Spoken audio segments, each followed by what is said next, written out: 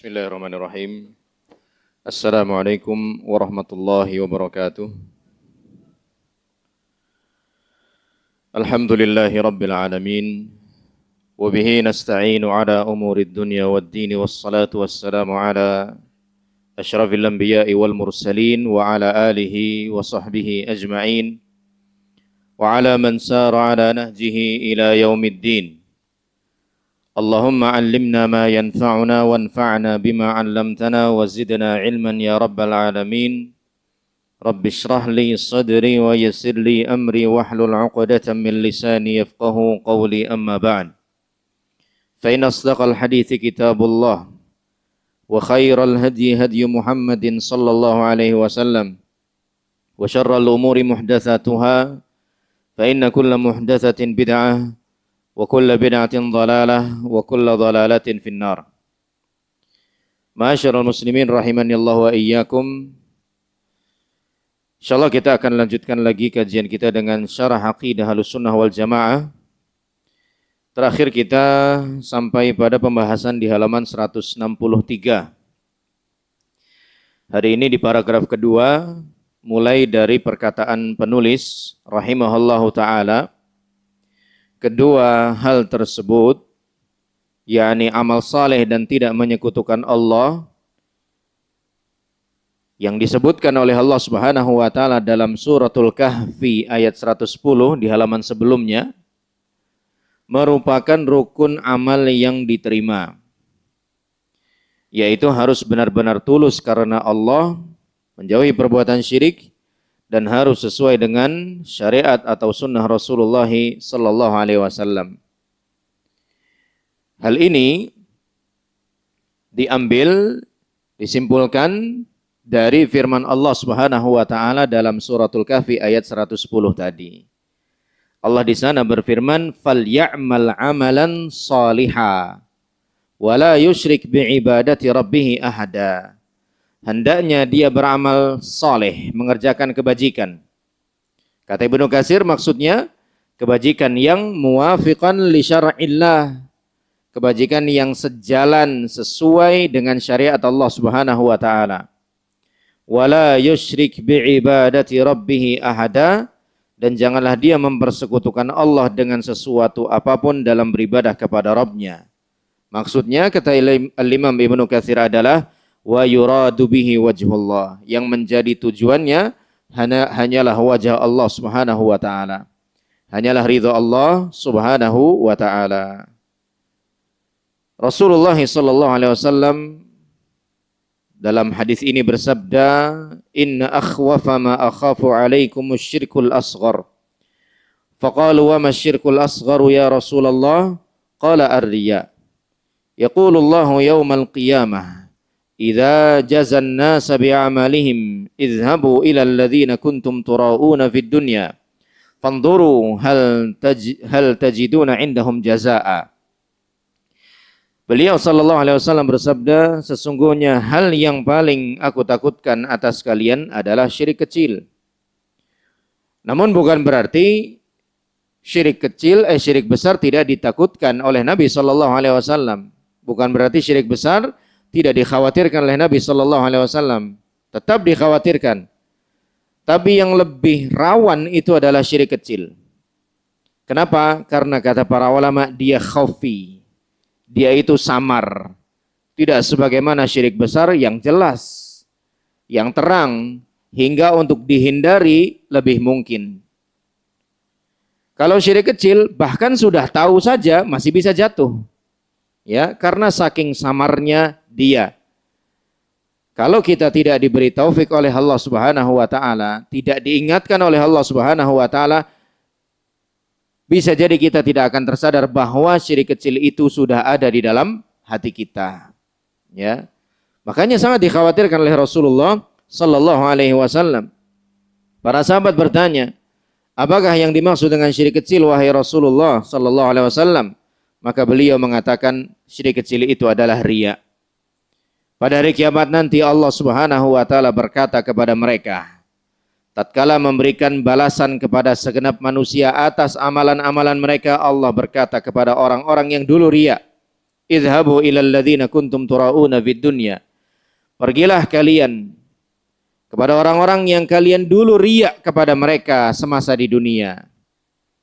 Lalu lihatlah apakah kalian bisa mendapatkan balasan dari sisi mereka? Jawabannya tentu tidak. Orang-orang yang riya ini dicampakkan oleh Allah Subhanahu wa taala. Yang dulu semasa hidup di dunia beramal untuk Allah Subhanahu wa taala sejatinya, tetapi dia berharap pujian, sanjungan, pengakuan, apresiasi dari selain Allah Subhanahu wa taala.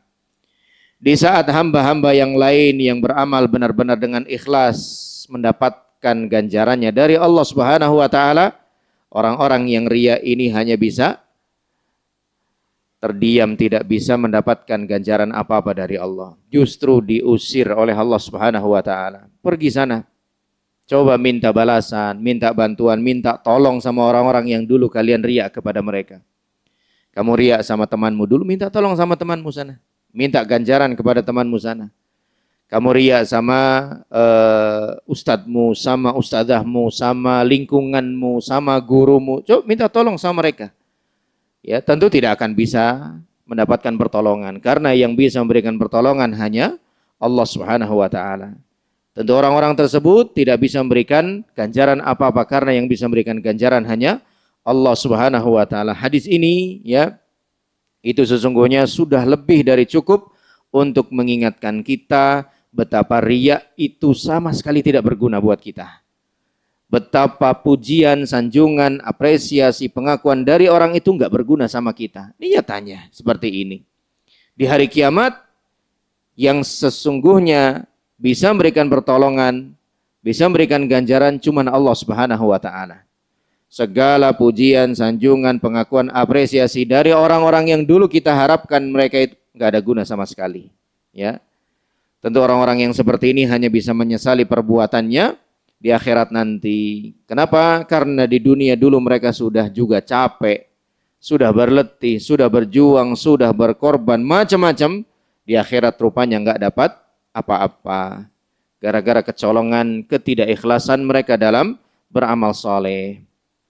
Termasuk juga dalam syirik, maksudnya termasuk juga bentuk perbuatan syirik yang tidak disadari oleh kebanyakan orang begitu, yaitu seseorang melakukan amalan akhirat alias amal ibadah untuk kepentingan duniawi.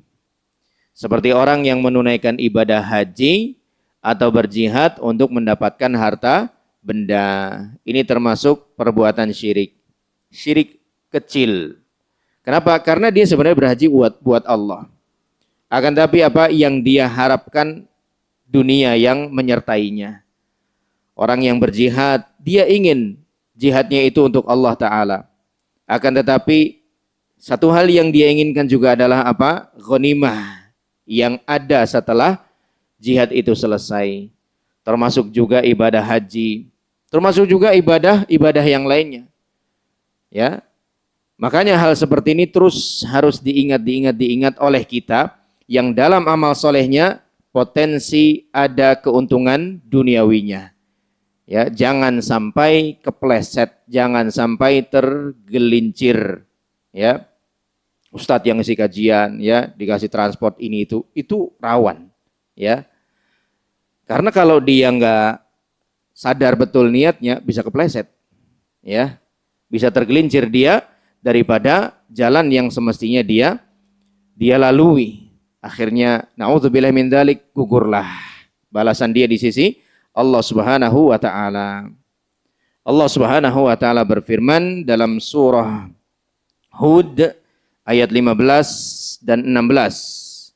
Man kana yuridul hayatad dunya wa zinataha nuwaffi ilaihim a'malahum fiha wa hum fiha la yubkhasun.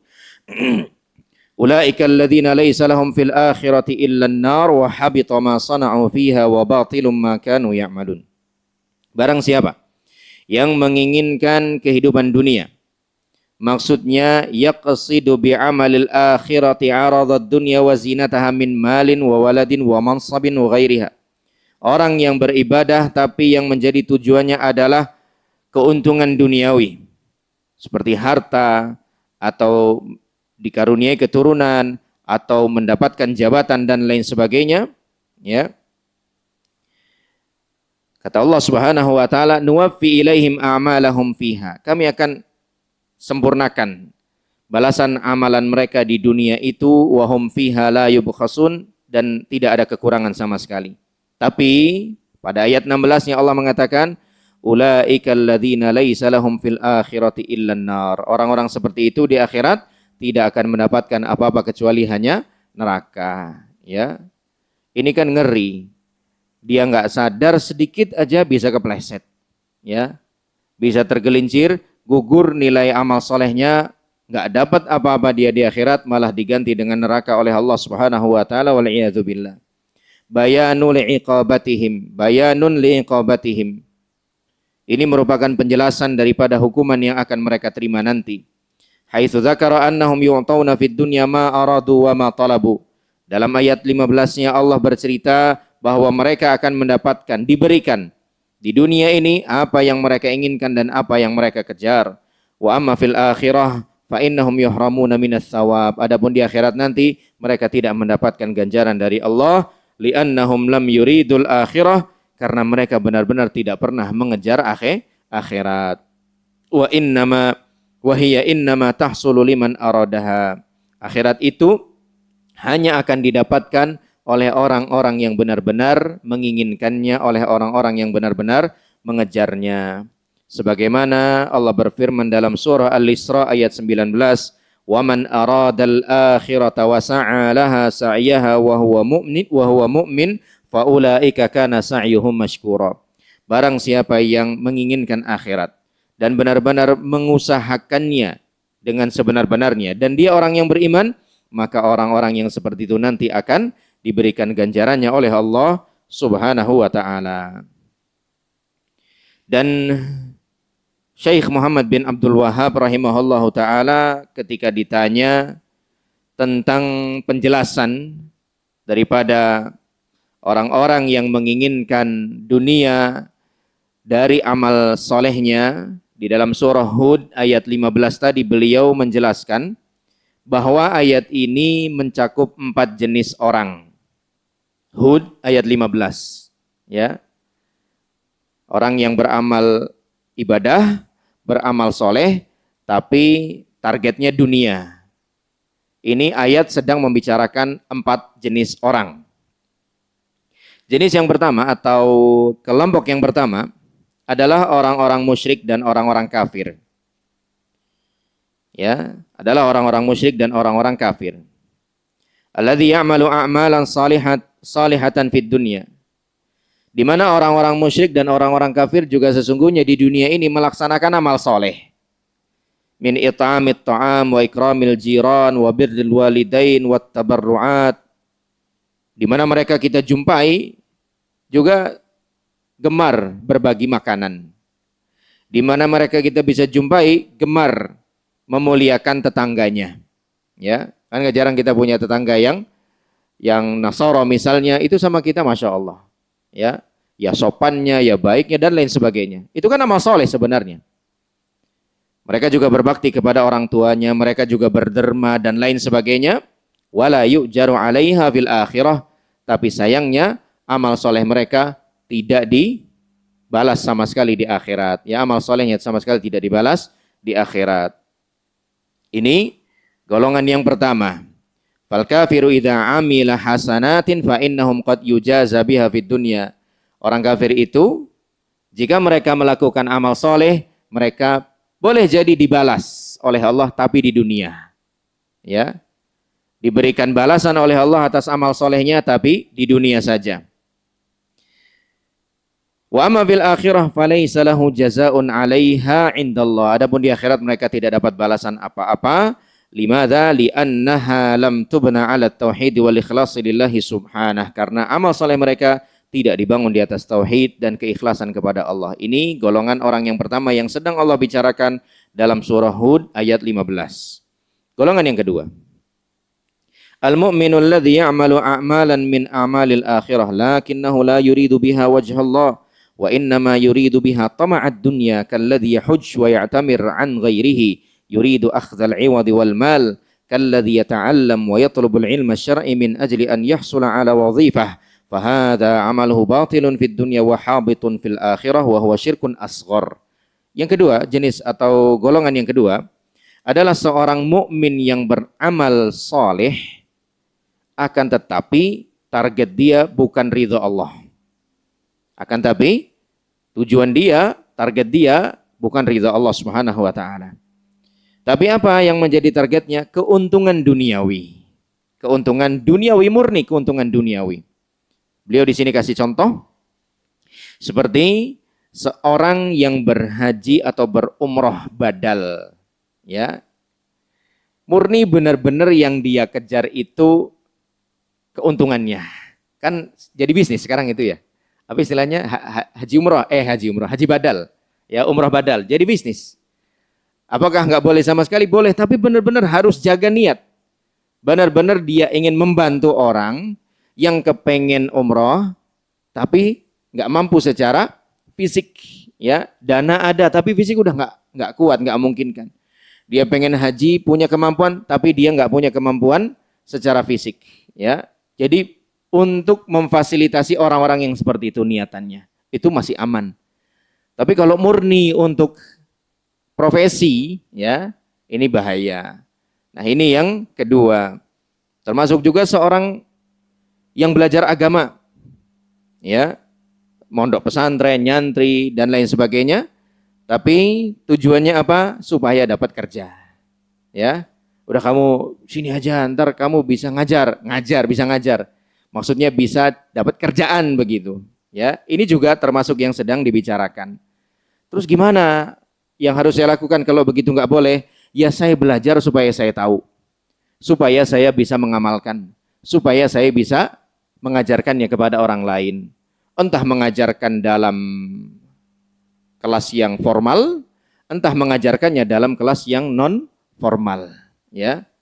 Jadi tujuan kamu belajar di sini bukan supaya kamu bisa dapat pekerjaan berupa mengajar bisa jadi guru begitu, bukan, ya. Guru itu cuma wasilah saja, bukan tujuan. Wasilah supaya kamu bisa menularkan ilmu kamu, ya. Wasilah supaya kamu bisa mengajarkan ilmu kamu lagi. Nah, orang yang seperti ini ya tidak akan mendapatkan apa-apa di akhirat. Ini yang sedang dimaksud oleh penulis yang disebut dengan syirik kecil. Jenis yang ketiga, mukmin amilal amal as-salihah mukhlishan lillahi azza wa jal la yuridu bihi malan wala mata'an min mata'id dunya wala wadhifah lakin yuridu an yujaziyahu Allahu bihi bi an yashfiyahu Allahu minal marad wa an yadfa'u anhu al-'ain wa yadfa'u anhu al-a'da. Fa idza kana hadha qasdahu fa hadha qasdun sayyi'un wa qad yakunu 'amaluhu hadha dakhilan fi qoulihi ta'ala fi surati Hud 15.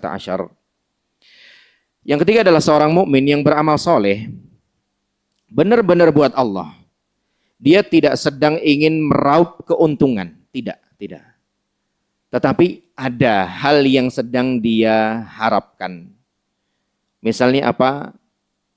Supaya dikasih sembuh, ya, supaya dikasih sehat, supaya dikasih sembuh. Dia ya berbagi, dia undang orang makan supaya dikasih sembuh sama Allah Subhanahu wa taala, ya. Dia enggak sedang ingin meraup keuntungan duniawi, enggak. Dia hanya sedang ingin dihindarkan dari kesusahan begitu, ya. Nah, orang yang seperti ini mirip-mirip dengan yang ketiga tadi, ya. Walaupun masih lebih parah yang ketiga, yang kedua tadi. Walaupun masih parah yang kedua tadi. Murni yang kedua tadi itu dia pengen meraup keuntungan duniawi daripada amalan solehnya. Yang ketiga ini, ya. Dia beramal tapi ada hal yang ingin terwujud, ya, yang ia ingin wujudkan, ya. Kadang orang bersedekah di pagi hari supaya hari ini lancar jualannya, ya, banyak yang beli, ya. Itu termasuk yang ketiga ini. Dia buat Allah, benar-benar buat Allah. Ya, tapi ada terselipkan keinginan-keinginan duniawi seperti ini. Dan banyak orang yang masih seperti ini, ya, nggak mustahil karena kita juga masih mengalami seperti ini, ya, beribadah ini dan itu supaya dapat rezeki dari Allah Subhanahu Wa Taala. Padahal ibadah itu sendiri sudah merupakan rezeki dari Allah Subhanahu Wa Taala. Bisa ibadah itu merupakan rezeki, ya, karena selama ini dipikirnya yang namanya rezeki itu cuma uang, ya, yang dipikirnya rezeki itu cuma harta saja. Padahal rezeki itu banyak, termasuk bisa beribadah merupakan rezeki dari Allah Subhanahu wa taala. Ini yang ketiga. Yang keempat, an ya'mala amalan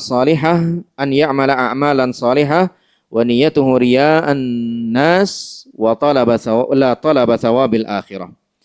Yang keempat, ini yang terburuk dari seorang mukmin adalah seorang yang beribadah tapi dia riya terhadap orang-orang. Ya, seorang yang beribadah melaksanakan amal soleh tapi dia riya terhadap orang-orang. Sama sekali dia tidak mengejar ganjaran di akhirat. Ya, sama sekali dia tidak mengejar ganjaran di akhirat. Ya. Dan amalan seperti ini bahkan juga bisa terjadi pada diri kita. Ya, terutama kita-kita yang punya amalan atau diberi kemudahan oleh Allah untuk beramal amalan yang ya, amalan yang menarik perhatian orang, ya, amalan yang menarik perhatian orang. Nanti itu misalnya Idul Adha, ya, itu diingatkan kan sama Allah Subhanahu wa taala, lan yanalallaha luhumuha wala dima'uha walakin yanaluha at-taqwa minkum. Darahnya, dagingnya itu enggak sampai kepada Allah. Yang sampai kepada Allah itu apa? Takwamu, ya. Ayat ini mengingatkan kepada kita yang alhamdulillah diberi kemudahan oleh Allah untuk berkorban, untuk waspada. Lengah sedikit aja kecolongan riya masuk dalam hati kita, ya. Nuntun kambing mantap begitu, ya. Supaya apa? Menarik perhatian orang, ya. Supaya mengundang komentar orang, wah kambingnya mantap, kambingnya keren, ya. Bukan berarti nggak boleh, boleh. Bahkan yang terbaik yang bisa kita persembahkan buat Allah, tapi waspada itu harus, ya, waspada itu harus, ya. Ini yang keempat, yaitu orang yang beramal soleh, tujuannya murni hanya ingin menarik perhatian orang, ya, komentar orang, sanjungan orang, apresiasi orang, ya. Makanya harus terus evaluasi niat kita saat kita bisa atau dimudahkan untuk beribadah oleh Allah Subhanahu wa taala, ibadah-ibadah yang mengundang decak kagum orang lain, ya. Itu harus waspada betul-betul, ya. Kita diberi kelebihan oleh Allah Subhanahu wa taala bisa melaksanakan ini dan itu, dan orang banyak yang merasa kagum sama kita, itu makin harus waspada. Ya, makin harus waspada karena lengah sedikit saja kita bisa tergelincir wal'iyadzubillah. Inilah 4 golongan yang dijelaskan oleh Syekh Muhammad bin Abdul Wahab yang Allah firmankan dalam surah Hud ayat 15 terkait dengan pembahasan kita di halaman 164 paragraf pertama. Adapun penulis di sini membawakan dalil dari hadisnya Abu Hurairah bahwa Nabi sallallahu alaihi wasallam bersabda, "Ta'isa 'abdud dinar wa 'abdud dirham wa 'abdul khamisah in u'tiya radiya wa illam yu'ta sakhita." Celakalah hamba dinar, celakalah hamba dirham, celakalah hamba khamisah, jika dia diberi senang, jika tidak diberi dia marah, ya. Khamisah di sini di catatan kaki dijelaskan oleh beliau adalah pakaian yang terbuat dari wol atau sutra yang diberi sulaman atau garis-garis yang menarik dan indah. Maksudnya wallahu alam, celakalah bagi mereka orang-orang yang sangat ambisius terhadap kekayaan duniawi sehingga menjadi hamba dunia, hamba harta benda. Mereka itu adalah orang-orang yang celaka dan sengsara. Kemudian bagian terakhir dari pembahasan ini adalah perbedaan antara syirik besar dengan syirik kecil. Syirik besar mengeluarkan pelakunya dari Islam. Sedangkan syirik kecil tidak. Ya, tapi jangan disepelekan. Wah, nggak sampai membuat pelakunya murtad, ya. nggak sampai membuat pelakunya keluar dari Islam, masih bisa lah, aman lah, dikit-dikit boleh enggak. Ya, tetap rugi kita. Karena syirik kecil itu ya benar-benar akan menggugurkan amalan kita yang ternodai syirik kecil itu tadi. Ya, sebagaimana hadis yang masyhur tentang 3 orang yang beramal amalan luar biasa. Berjihad, bersedekah, dan berdakwah. Mereka semua gugur amalannya, dicampakkan ke dalam neraka oleh Allah Subhanahu wa taala karena syirik kecil ini. Jadi jangan terjebak dengan kata-kata kecil, ya, dia tetap berbahaya. Perbedaan yang kedua, syirik besar membuat pelakunya kekal di dalam neraka. Sedangkan syirik kecil tidak, ya. Karena syirik kecil tidak membatalkan keislamannya. Kembali lagi ke perbedaan yang pertama. Kalau Islamnya nggak batal, berarti dia juga masih berhak masuk surga walaupun terlambat. Ya, walaupun tertunda karena dia harus mempertanggungjawabkan dosanya lebih dulu di dalam neraka. Perbedaan yang ketiga. Syirik besar menghapus, menggugurkan seluruh amalan.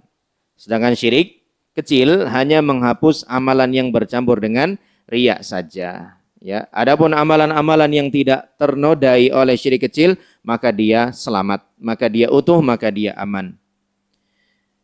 Dan yang keempat, syirik besar menghalalkan darah dan harta. Tentu ini merupakan haknya pemimpin, sedangkan syirik kecil tidak menyebabkan harta dan darah menjadi halal untuk ditumpahkan oleh pemimpin. Kita masuk ke pembahasan selanjutnya, pilar-pilar ibadah dalam Islam.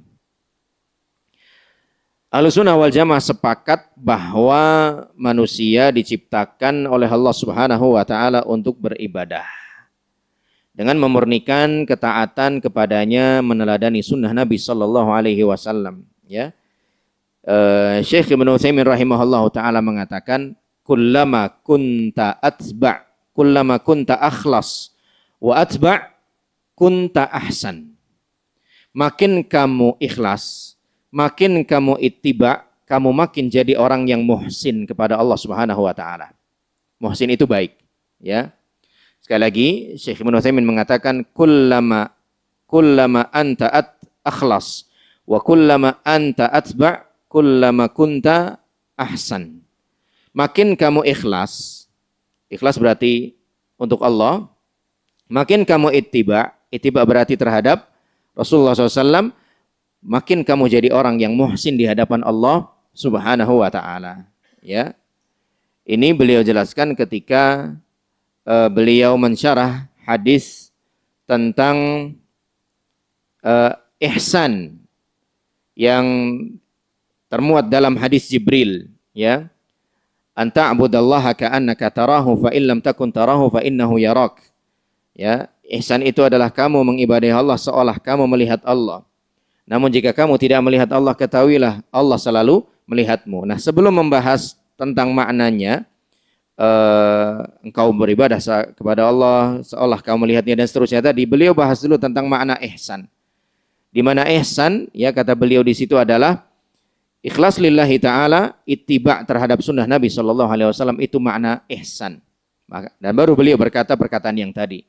Fakullama kunta akhlas, kullama kunta atba', kullama anta ahsan. Makin kamu ikhlas, makin kamu ittiba', kamu makin ihsan di hadapan Allah Subhanahu wa taala.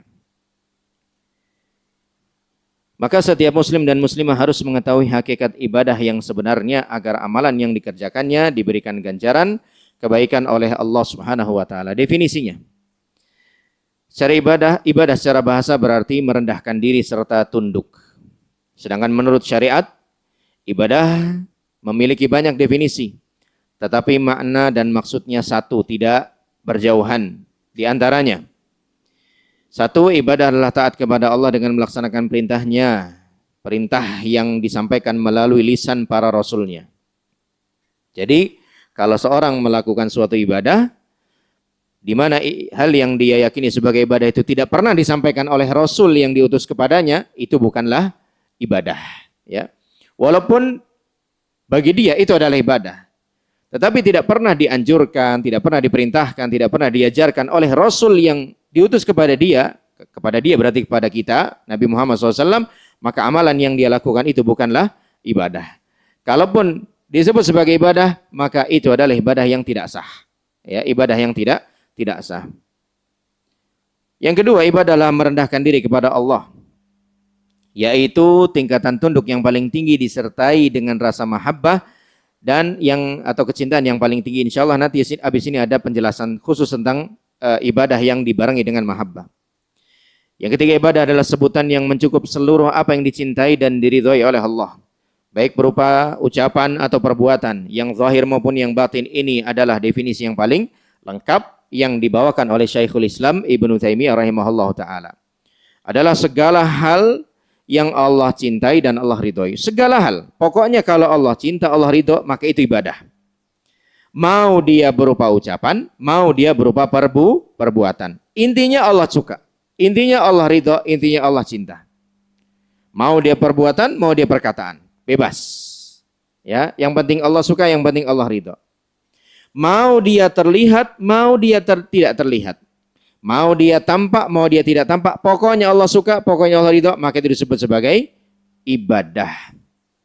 Terus bagaimana kita bisa tahu bahwa suatu amalan itu Allah suka, suatu ucapan itu Allah ridho? Ya tinggal lihat saja di keterangan yang sudah Allah sampaikan, baik di dalam Al-Quran maupun As-Sunnah. Kalau Allah merintahkannya, kalau Allah menganjurkannya, kalau Allah mengajarkannya, maka berarti sudah pasti Allah suka. Gak mungkin Allah nyuruh kita ini, Allah nyuruh kita itu, tapi Allah gak suka. Gak mungkin. Ya, Allah nyuruh kita sholat, terus Allah gak suka sama sholat, gak mungkin. Ya, ketika Allah menyuruh kita melakukan sesuatu, berarti Allah suka. Ketika Allah Subhanahu wa ta'ala melarang kita dari sesuatu, berarti Allah nggak suka. Termasuk hal yang Allah larang adalah mengada-ada dalam agama. Perbuatan mengada-ngada sudah bisa dipastikan tidak Allah sukai. Kenapa? Karena Allah larang lewat hadis Nabi sallallahu alaihi wasallam. Man ahdatsa fi amrina ma laysa minhu fahuwa raddun. Barang siapa yang mengada-ada dalam urusan kami ini, dalam agama maksudnya, maka itu tertolak. Kan dilarang berarti. Lewat lisan Rasulullah sallallahu alaihi wasallam, berarti sikap mengada-ngada dalam agama itu dibenci oleh Allah Subhanahu wa taala. Ibadah terbagi menjadi ibadah hati, lisan, dan anggota badan. Kita kadang bisa beribadah kepada Allah dengan hati kita, berharap, ya, bertawakal, takut, itu kan ibadah hati. Ibadah lisan bisa berupa zikir, bisa berupa kalimat thayyibah, bisa berupa tilawatul Quran, ya, kata-kata yang baik, kalimat thayyibah yang kita ucapkan kepada sesama muslim, itu juga ibadah. Ibadah juga bisa dengan perbuatan kita, seperti menghadiri majelis ilmu, seperti sholat, dan lain sebagainya. Jadi ibadah itu bisa beraneka ragam macamnya. Rasa khauf, takut, roja, berharap, mahabbah, tawakal, ketergantungan, rohbah, senang, rohbah, takut, semuanya adalah ibadah hati. Tasbih, tahlil, takbir, tahmid, syukur dengan lisan, ini semua adalah ibadah lisaniyah qalbiyah, ibadah lisan dan hati. Karena seorang saat bertahmid, alhamdulillah, jangan hanya sekedar di lisan, mulut saja, tapi juga benar-benar alhamdulillah dalam hati. Jangan sampai lisannya alhamdulillah, tapi hatinya ngedumel. Jangan sampai. Ya, ini enggak guna. Makanya Ibnu Qayyim rahimahullah ta'ala menjelaskan bahwa zikir yang paling berguna ada 3 kriterianya. Ya. Salah satu kriterianya adalah adanya keselarasan antara lisan dengan hati. Ya. Kalau lisan dengan hati selaras, maka berguna zikirnya. Dia lagi ketimpa kesusahan atau mengalami kesusahan. Dia tahu apa yang harus dia ucapkan. Apa yang dia harus ucapkan? Alhamdulillahi ala kulli hal. Dia ucapkan itu benar-benar lahir dan batin. Maka ucapannya itu akan berguna buat dia. Di antara kegunaan ucapan itu akan menenteramkan hatinya, menenangkan hatinya. Ya, berangkat kajian, pulang kajian, kehujanan, alhamdulillah ala kulli hal. Ya, jangan malah ngeluh, ya, ngedumel. Wong kita ngeluh ngedumel juga nggak akan mengubah cuaca yang sedang berjalan kok. Kita diem, kita ngeluh, itu tetap hujan juga. Allah Subhanahu wa taala yang menginginkannya. Kemudian yang kedua kata Ibnul Qayyim rahimahullahu taala agar zikir itu bermanfaat, ya, muwafiqan li sunnatin Nabi sallallahu alaihi wasallam, selaras dengan sunnah Nabi sallallahu alaihi wasallam, diajarkan oleh beliau sallallahu alaihi wasallam. Jadi jangan berzikir dengan zikir-zikir yang enggak pernah beliau ajarkan, ya. Dan yang ketiga, wa kana dzakiru syahidan lima'anihi wa maqasidihi. Yang berzikir itu paham maksud daripada zikir yang dia ucapkan. Kalau alhamdulillah maksudnya berarti ya bersyukur kepada Allah Subhanahu wa taala.